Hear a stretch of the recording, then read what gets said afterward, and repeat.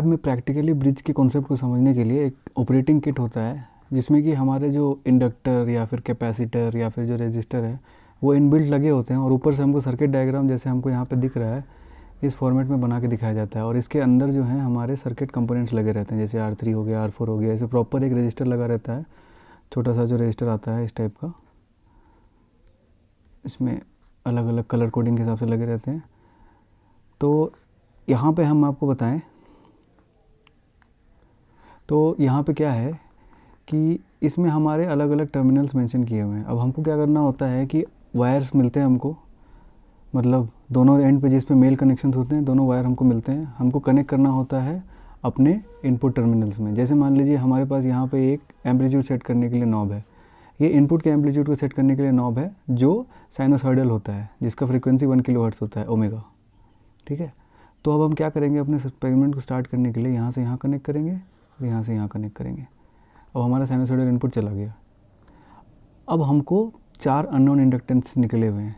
ये अननोन है पर इसकी वैल्यू हमारे पीछे जो हमारा जो ऑपरेटिंग मैनुअल होता है उसमें मेंशन की रहती है ताकि हम इसको वेरीफाई कर सकें।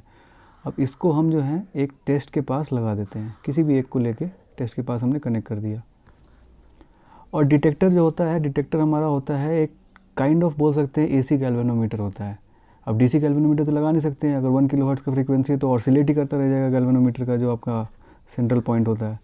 तो AC गैल्वेनोमीटर आता है और या फिर हम डिजिटल यूज़ कर सकते हैं, लेकिन सबसे सिंपल जो गैल्वेनोमीटर AC गैल्वेनोमीटर हम यूज़ कर सकते हैं और लेबोरेटरी में भी यूज़ किया जाता है वो होता है हेडफोन।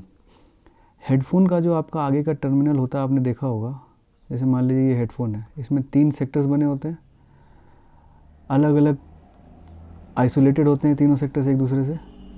अब हमको क्या करना है कि हमको एक बेयर वायर लेना है और उसका मेल कॉन्टैक्ट बना के आगे से 2 टर्मिनल को कनेक्ट करने हैं और दोनों को यहाँ से यहाँ कनेक्ट कर देना है। और इसका हेडफोन का जो आपका वायर है, जो दोनों एंड्स हैं, उसको अपने पास कान में लगा के इसको सुनना है। अगर आपका ब्रिज बैलेंस नहीं है तो आपको आउटपुट एक हमिंग नॉइज़ आएगा। जैसे ही ब्रिज बैलेंस हो जाएगा, और ब्रिज बैलेंस करने के लिए आपके पास यहाँ पे नॉब दिए गए हैं, R4 को चेंज करने के नॉब से, R3 को चेंज करने के नॉब से। अब ये क्या है, ये एक ऐसा ब्रिज है, एक सिंपल ब्रिज है, इंडक्टेंस ब्रिज है मैक्सवेल का LC ब्रिज वैसे ज़्यादा फेमस है, पर इंडक्टेंस ब्रिज है, इसीलिए इसे सिर्फ R3 और R4 को ही चेंज करने से आपकी सारी ब्रिज बैलेंस कंडीशन आ जाती है।